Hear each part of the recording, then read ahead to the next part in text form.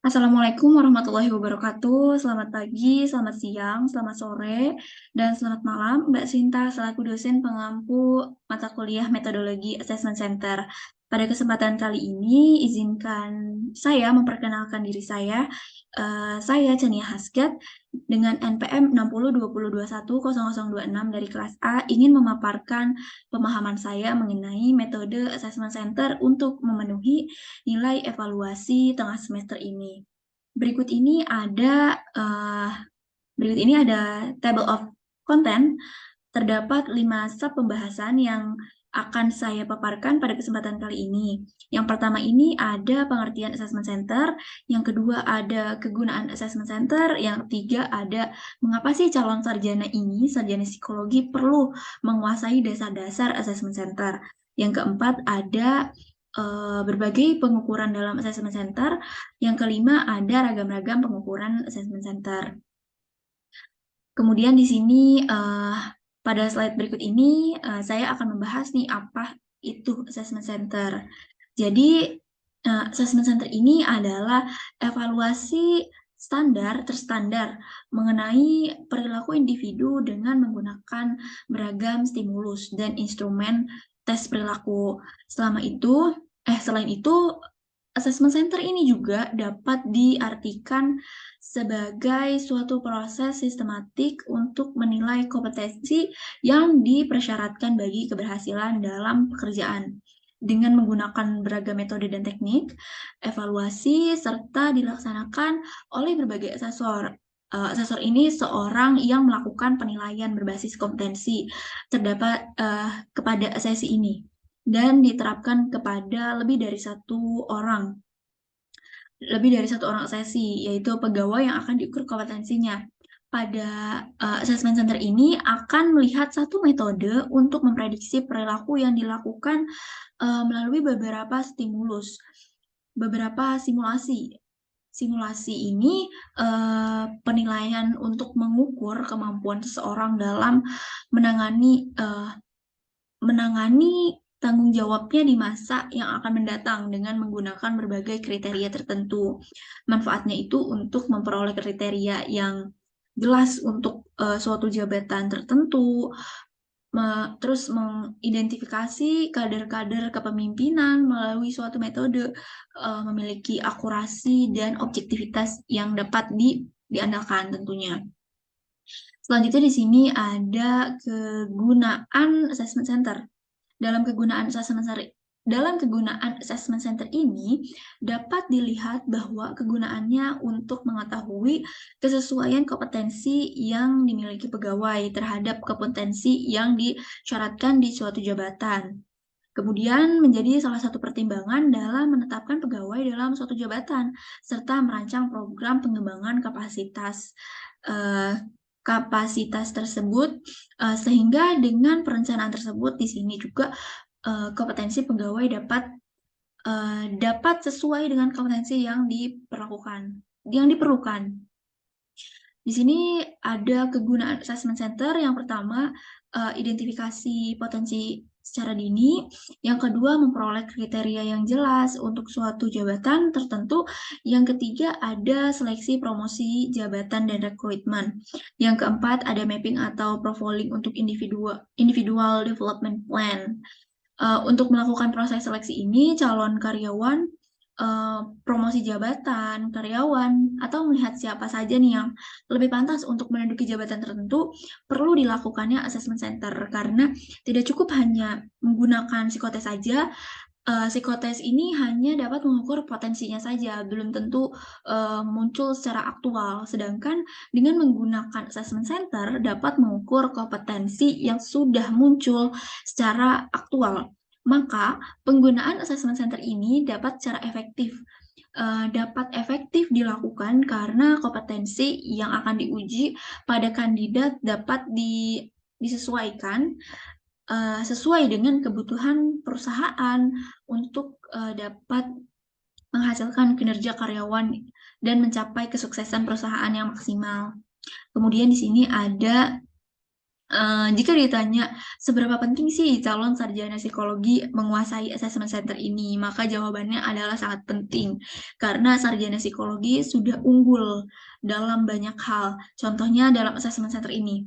Dalam assessment center ini, sarjana psikologi sebagian besar bekerja di bidang human capital. Karena sarjana psikologi ini sudah mendapatkan dasar-dasar pengetahuan mengenai hal-hal tersebut karena menjadikan sarjana psikologi mendapatkan nilai tambah dalam bersaing. Peluang yang diberikan oleh lulusan sarjana psikologi ini sangat besar di perusahaan-perusahaan swasta, negeri, maupun startup. Karena balik lagi ke poin sebelumnya, sarjana psikologi sudah mendapatkan nilai-nilai tambah dalam bersaing. Sarjana psikologi ini juga sudah mempelajari bagaimana sih caranya mengobservasi perilaku kandidat, mengobservasi perilaku kandidat, bagaimana cara mewawancari dengan baik, mengadministrasikan alat tes, dan juga melakukan scoring alat tes. Hal tersebut menjadikan keunggulan bagi sarjana psikologi. Keunggulan bagi sarjana psikologi ini dibandingkan sarjana-sarjana lainnya. Karena sarjana-sarjana lainnya kan belum pernah tuh mempelajari akan hal itu. Nah, di sini pentingnya calon sarjana psikologi menguasai assessment center itu untuk dapat bekerja di bidang human capital seperti dalam perekrutan atau dalam talent acquisition ataupun HR. Kemudian yang dibutuhkan adalah mengadministrasikan assessment center karena saat ini sudah hampir seluruh perusahaan menggunakan metode assessment center ini dalam melakukan proses rekrutmennya. Karena sarjana psikologi telah mempelajarinya, maka sarjana psikologi dapat lebih percaya diri pada saat melakukan seleksi tersebut. Kemudian di sini pada slide selanjutnya ini ada 4 pengukuran pada assessment center. Ada 4 prinsip, yaitu yang pertama multi-tools, yang pertama multi-tools, yang kedua multi-rate, yang ketiga ada multi-assessee, yang keempat ada integrated evaluation. Di assessment center sendiri ini ada 4 ciri khasnya. Kita akan bahas satu persatu nih di sini. Multi-tools ini yang dimaksud dalam assessment center ini menggunakan berbagai alat metode assessment center. Karena jika hanya satu tool saja, kita tidak bisa nih mengambil keputusan kompetensi apa yang sedang diuji. Berbeda dengan beberapa skornya pastinya. Tentunya membutuhkan alat tes lain. Karena kunci dari assessment center yaitu mengumpulkan data sebanyak-banyaknya bukti perilaku pada kandidat, karena semakin banyak bukti, semakin banyak perilaku yang kita kumpulkan, maka akan semakin akurat juga hasil yang didapatkan. Selanjutnya, untuk multi-rate, di sini multi-rate ini merupakan assessment yang dilakukan oleh banyak asesor, dinilai lebih dari satu penilai pada saat asesor meeting ini dilaksanakan. Pada asesor meeting ini seluruh asesor memaparkan hasilnya nih.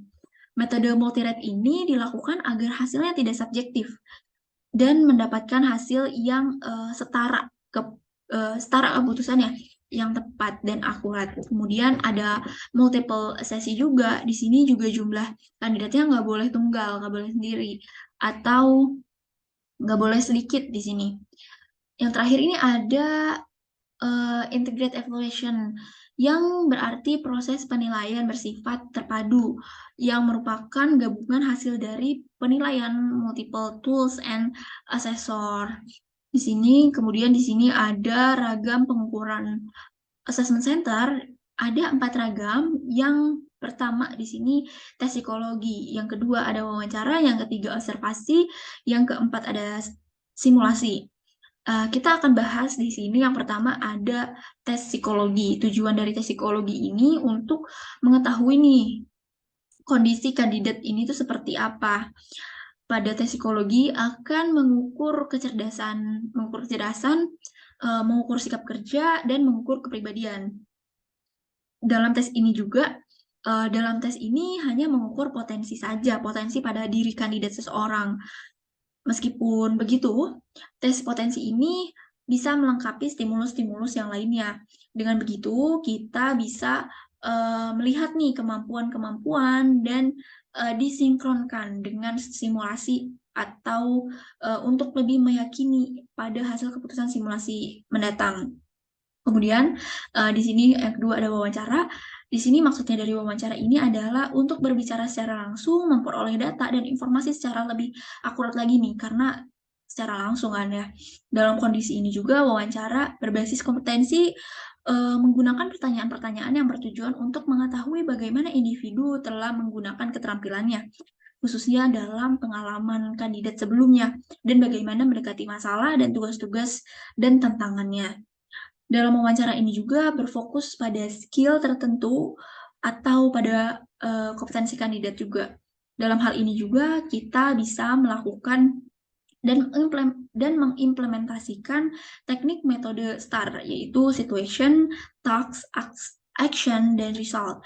Jika kita bahas mengenai STAR ini, pada situation, individu diminta untuk menceritakan suatu situasi tertentu, lalu pada task diminta untuk menceritakan tugas dan tanggung jawab pada situasi tersebut.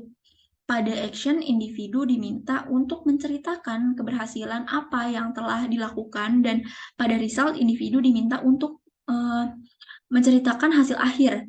Dan dari situasi tersebut, metode STAR ini harus ditanyakan nih secara runtut dan dilakukan perkompetisiannya. Untuk mengupas kompetensi ini, satu persatu dengan detail, asesor harus paham dulu satu persatu untuk semua jawaban yang diberikan oleh kandidat dari setiap elemen-elemen STAR ini. Terus selain STAR ini juga ada fact, yaitu feeling, action, konteks, dan thinking. Pada wawancara berbasis kompetensi ini juga pertanyaan yang diajukan kepada kandidat adalah yang pernah kandidat keluarkan di pengalaman sebelumnya atau yang sudah lewat. Jangan mengandai-andai atau hanya cita-cita saja, hanya berfokus pada pertanyaan yang sudah terjadi, karena perilaku lampau adalah indikator yang terbaik untuk melihat kinerja individu di masa mendatang. Kemudian di sini ada observasi. Observasi ini digunakan untuk mencatat bukti perilaku yang muncul pada pada simulasi tertentu. Sebagai salah satu pengambilan keputusan akhir pada nilai kompetensi, proses observasi ini melewati pengamatan, record, klasifikasi, summarizing, dan evaluation. Observasi dilakukan dengan cara mencatat seluruh bukti-bukti perilaku yang ditujukan oleh kandidat selama assessment center berlangsung. Kegiatan memperhatikan secara akurat ini mencatat fenomena yang muncul dan mempertimbangkan hubungan antara aspek fenomena tersebut. Langkah yang perlu asesor lakukan sebelum melakukan observasi yaitu mempelajari dulu nih kamus-kamus kompetensi, mencatat indikatornya sesuai dengan form observasi yang telah disediakan. Kemudian di sini yang terakhir ada simulasi nih. Simulasi di sini, dalam simulasi ini terdapat presentasi, studi kasus, leaderless group discussion, and intry. Terus itu simulasi-simulasi ini juga diberikan bertujuan untuk mengukur kompetensi yang diberikan, bertujuan untuk mengukur kebutuhan maupun menjadi tuntutan individu dalam menjalankan peran dan tugasnya saat ini maupun yang lampau atau yang akan datang.